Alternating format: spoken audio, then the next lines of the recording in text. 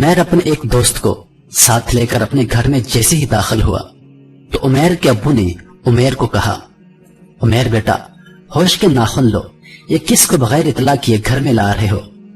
گھر میں تمہاری بہنیں موجود ہیں، تمہاری ماں موجود ہے، اتنی احمقانہ حرکت ایک اجنبی نوجوان کو منہ اٹھائے اندر لے آئے ہو۔ دروازے کے ساتھ ایک گھنٹی کا بٹن ہے، اسے دبانے کی بھی تمہیں توفیق نہ ہوئی، عمیر کے ابو نے سمجھاتے ہوئے کہا۔ عمیر بولا، ابو اس سے کیا فرق پڑتا ہے؟ عمیر نے بڑی معصومیت سے جواب دیا۔ عمیر کے ابو نے کہا، او احمق، اگر کسی غیر آدمی کو گھر میں لانا ہو تو خواتین سے کہتے ہیں کہ دوسرے کمرے میں چلی جائیں یا پردہ کر لیں، ابو نے سمجھایا۔ عمیر بولا، ابو جا بجا فرمایا آپ نے کہ کسی غیر محرم نوجوان کو گلی سے پکڑ کر یوں اچانک گھر لے آنا بہت نازیبہ حرکت ہے، لیکن اللہ کا شکر ہے جس نے مجھے یہ تدبیر سمجھائی۔ جب رات کو آپ دفتر سے آتے ہیں اور آتے ہی ٹی وی آن کر دیتے ہیں، اچانک کوئی نہ کوئی غیر محرم نوجوان پینٹ شرٹ پہنے باقاعدہ میک اپ کیے ٹی وی اسکرین پر نمودار ہو کر ہمارے گھر آ جاتا ہے۔ اس وقت بھی میری ماں اور میری بہنیں گھر میں موجود ہوتی ہیں۔ اس وقت تو آپ نے انہیں کبھی نہیں کہا کہ دوسرے کمرے میں چلی جائیں یا پردہ کر لیں، وہ بھی بغیر اطلاع کیے آ جاتا ہے، عمیر نے کہا۔ عمیر کے ابو نے کہا، عمیر بیٹا یہ کیسی بیکی باتیں کرنا شروع کر دی ہیں تم نے؟ اس میں اطلاع کی کون سی بات ہے یا پردے کی کیا ضرورت ہے؟ ٹی وی والے ہمیں کون سا دیکھ رہے ہوتے ہیں، ابو نے کہا۔ مگر ابو میری امی اور بہنیں تو دیکھ رہی ہیں۔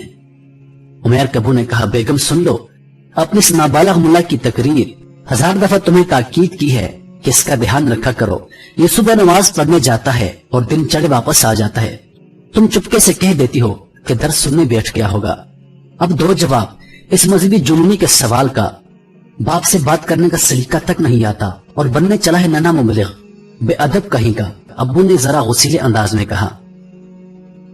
عمیر بولا، ابو اللہ نہ کرے میری زندگی میں وہ دن آئے کہ میں آپ کے ساتھ بے ادبی سے پیش آؤں، اللہ گواہ ہے میں آپ سے کوئی مناظرہ نہیں کر رہا، مجھے اس بات کا بھی علم ہے کہ جس کا باپ ناراض ہو اس کا رب ناراض ہو جاتا ہے۔ میں تو روزانہ 5 وقت کی نمازوں میں باوضو بیٹھ کر بڑی عاجزی کے ساتھ اللہ کے حضور دعا کرتا ہوں، اے میرے رب میرے ماں اور باپ کو بخش دے۔ اکثر رو رو کر یہ بھی دعا کرتا ہوں کہ اے میرے رب میرے والدین پر رحم فرما، جس طرح انہوں نے بچپن میں مجھے پالا تھا۔ یا اللہ ان دونوں نے میرے ساتھ بچپن سے لے کر اب تک بڑی شفقت برتی ہے، آج ان دونوں پر وقت ہے، تو بھی ان پر شفقت برت۔ یا اللہ مجھے اپنی ماں اور باپ کا خدمت گزار بنا کر جنت کا حقدار کر دے۔ ابو میں یہ کوئی احسان نہیں جتا رہا، بلکہ اولاد پر حق ہی یہی ہے۔ بات ہو رہی تھی کہ ٹی وی والے کون سا ہمیں دیکھتے ہیں، جبکہ میرا موقف ہے کہ میری امی اور میری بہنیں تو انہیں دیکھتی ہیں۔ آپ شاید میں چھوٹا سمجھ کر ان بات کو رد کر دے، مگر میں آپ کو ان کی بات سناتا ہوں جن کی بات کو دنیا کی کوئی طاقت رد نہیں کر سکتی۔ اگر اللہ کے رسول صلی اللہ علیہ وآلہ وسلم میرے حق میں فیصلہ فرما دیں پھر تو بحث کی کوئی گنجائش نہیں۔ ابو ایک دن کلاس میں اسلامیات کے ٹیچر نے لیکچر کے دوران ایک حدیث سنائی جو اسی دن سے میرے ذہن میں نقش ہو گئی ہے۔ حضرت ام سلمہ رضی اللہ عنہ بیان فرماتی ہیں کہ میں اللہ کے رسول صلی اللہ علیہ وآلہ وسلم کے پاس بیٹھی تھی، آپ صلی اللہ علیہ وآلہ وسلم کے پاس ام المومنین حضرت میمونہ رضی اللہ عنہا بھی بیٹھی ہوئی تھی۔ اسی اثناء میں حضرت عبداللہ بن ام مکتوب رضی اللہ عنہا ایک نابینا صحابی تھے، تشریف لائے تو آپ صلی اللہ علیہ وآلہ وسلم نے فرمایا کہ تم دونوں سے پردہ کرو۔ ہم نے کہا، اے اللہ کے رسول یہ تو نابینا ہے، یہ نہ ہم کو دیکھتے ہیں اور نہ ہی پہچانتے ہیں۔ تو آپ صلی اللہ علیہ وآلہ وسلم نے فرمایا کہ کیا تم بھی نابینا ہو، کیا تم ان کو نہیں دیکھتی؟ ابو اب آپ ہی انصاف کیجئے، اگر ٹی وی والے ہمیں نہیں دیکھتے تو ہماری خواتین تو انہیں دیکھ رہی ہوتی ہیں۔ فرق صرف اتنا ہے کہ شیطان دھوکے باز یہ بات ہمارے ذہن میں آنے ہی نہیں دیتا، وہ یہی کہتا ہے کہ ٹھیک ہے یہ فلم انتہا درجے کی غلیظ ہے مگر تجھ سے پورا لطف اٹھا۔ بالکل اسی طرح جیسے شروع میں جب اس ٹی وی کو گھر میں لایا گیا تو آپ نے یہ کہا تھا کہ خبرنامہ اور زیادہ سے زیادہ پاکستانی ڈرامے صرف دیکھیں گے، فلمیں دیکھنے کی کسی کو اجازت نہیں ہوگی۔ فلمی چینلز اور بیہودہ ڈرامے وہ تو آپ کے ہوتے ہوئے کوئی دیکھنے کا تصور بھی نہیں کر سکتا تھا۔ اس وقت حالت یہ تھی کہ اگر کسی بچے سے اچانک کوئی بٹن دب جاتا تو سارے گھر میں شور برپا ہو جاتا کہ بند کرو فلمی چینل لگ گیا ہے، کہیں ابو نہ آ جائے۔ مجھے بھی اچھی طرح یاد ہے کہ شام ہوتے ہی سارا محلہ ہمارے گھر امڈ آتا، اس لیے کہ اس نئے کام کی ابتدا ہمارے گھر سے ہوئی۔ अब पूरे मोहल्ले में फैले हुए सदके जारिया में हमारा अच्छा खासा हिस्सा बनता है। जब आप घर पर नहीं होते थे तो सब बैठकर फिल्मी चैनल्स देखते थे। जो ही आपकी उंगली घंटी के बटन को छूती फौरन चैनल तब्दील हो जाता। इतना खौफ और दबदबा था कि कहीं आपको पता ना चल जाए। मगर आज क्या हो गया है, अब तो हमारे घर में इतनी बड़ी डिश लगी हुई है और घर में हर रोज नई फिल्में आती हैं और इन्हीं फैश फिल्मों में इंतहा दर्जे के फैश गीत और बेहया मुनाजर सुनकर और देखकर रोंगटे खड़े हो जाते हैं। लेकिन आज आपकी मौजूदगी में पहले से 1000 गुना ज्यादा फिल्में देखते हैं कि खुदा की पनाह, अब कहाँ गया आपका वो हुक्म सिर्फ खबरनामा और पाकिस्तानी ड्रामा, कहाँ गया वो रौब और दबदबा। अब वो खुदा के लिए हम सब किधर बह के जा रहे हैं, ये भी शैतान का बहुत बड़ा फरेब है। फिर एक सोची समझी साजिश के तहत बहुत से रिश्तों की तस्दील की जा रही है। एक फिल्म या ड्रामे में एक औरत किसी की माँ होती है तो दूसरी जगह वही औरत उसकी बीवी होती है, कभी बहन होती है और कभी कुछ और। ये क्या इंसानियत है। बहन भाई एक दूसरे से यार कहकर मुखातिब होते हैं। अब वो यकीन कीजिए, इन पाकीज़ा रिश्तों का तकद्दस पामाल किया जा रहा है। फिर इंतहाई डटाई के साथ इसको सकाफत का नाम देकर फख्र किया जा रहा है। अगर यही सकाफत है तो मैं अलल ईमान ये कहूंगा कि इंतहाई मकरूह, गलीज और अज़ाब इलाही को दावत देने वाली सकाफत है। उमैर शदीद जज्बात से बोलता चला गया। उमैर की बातें सुनते ही अबू शर्म से पानी पानी हो गए और बेटे को गले लगा लिया।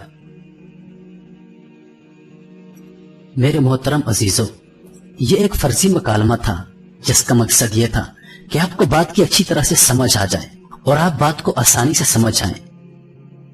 अब मैं आपके सामने इस साजिश को बड़ी तफसील से बयान करूंगा। मेरे मोहतरम अजीजों, ये वो साजिश है जिसको हम कुछ भी नहीं समझ रहे और ये हमारी नस्लें तबाह कर रहा है, ये हमारे घर उजाड़ रहा है और सबसे बढ़कर ये मुआशरे में बेहयाई फैला रहा है। बयान करदा मुकालमे से आपको समझ आ गई होगी कि मेरा इशारा किस तरफ है। जी हाँ, मेरा इशारा मीडिया की तरफ है। टेलीविजन, डिश, केबल, इंटरनेट वगैरह। तो मेरे दोस्तों, अभी जानते हैं कि इसकी इब्तिदा कहां से हुई, पाकिस्तान में कैसे आता गया। ये सबसे पहले पाकिस्तान में मुतारफ हुआ रेडियो। तब रेडियो पर खबरनामा वगैरह आया करता था, कुछ अच्छे अच्छे गीत आया करते थे। मुल्क के हालात और वाकयात से बाखबर रहने के लिए लोग रेडियो का इस्तेमाल करते थे। तब रेडियो चंद गिने चुने लोगों के पास हुआ करता था। फिर उसके बाद दौर आया टीवी का।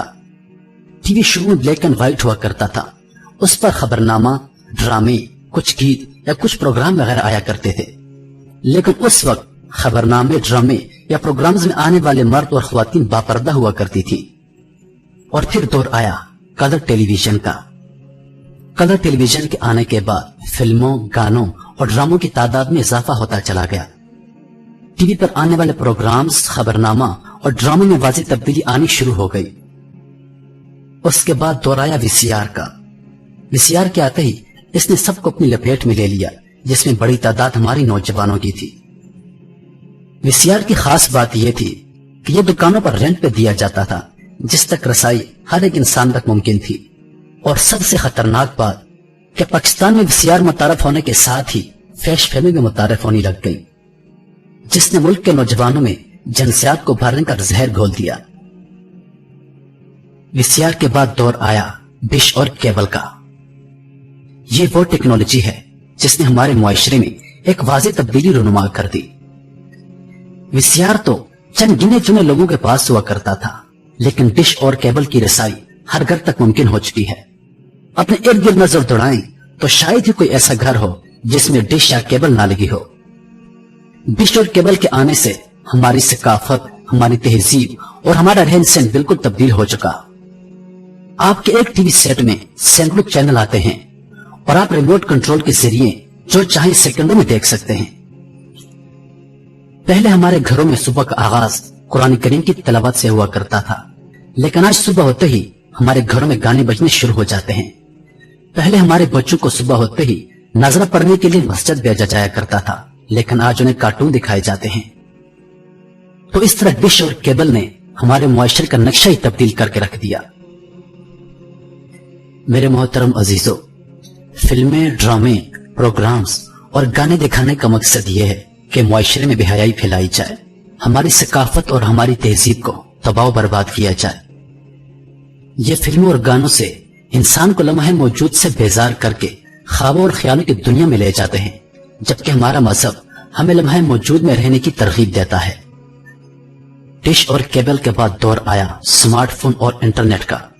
یہ وہ ٹیکنالوجی ہے جس نے ہمارے معاشرے کو پوری طرح اپنی لپیٹ میں لے لیا ہے۔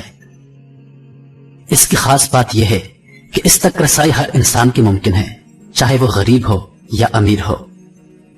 دیکھا جائے تو ہر بچے، ہر نوجوان، ہر لڑکی، ہر عورت اور ہر مرد کے پاس سمارٹ فون موجود ہے جس میں انٹرنیٹ کی سہولت بھی موجود ہے۔ اس ٹیکنالوجی نے ہماری نوجوان نسل اور ہمارے معاشرے کو تباہ اور برباد کر دیا ہے۔ سازشی لوگوں نے فحش فلمیں، گانے، ڈرامے اور ہر طرح کی بری چیزیں ہماری جیب تک لے آئے ہیں۔ ہمارے اس معاشرے میں روٹی، کپڑا، تعلیم مہنگی جبکہ انٹرنیٹ سستا ہے۔ چاہے مزدور ہو یا کوئی عام آدمی، کمپنیوں نے انٹرنیٹ اتنا سستا کر دیا ہے کہ ہر ایک آدمی اس کو بآسانی استعمال کر سکتا ہے۔ ہمارے نوجوان، ہماری خواتین اور ہمارے بچے بری طرح اس کی زد میں آ چکے ہیں۔ لیکن دلچسپ بات تو یہ ہے کہ ہم ابھی تک بے خبر ہیں۔ تو میرے محترم عزیزو، اٹھیے، جاگیے اور سوچیے۔